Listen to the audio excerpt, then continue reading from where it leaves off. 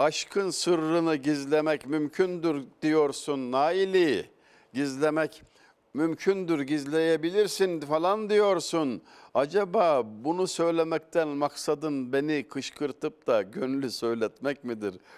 Uyanık gönlümün sırrını ifşa ettirmek mi istiyorsun falan, nasıl saklanır böyle bir şey deyip beni söyletmek için mi böyle diyorsun? Şimdi aşk ile öksürük varsa gizlenmez derler ya. Doğrudur hocam. Yani gizleyemezsin diyor ya, bunu ben nasıl gizleyeyim? İsterim gizlemeyi ama diyor insan takatini açar. Ben sussam kalemim durmaz.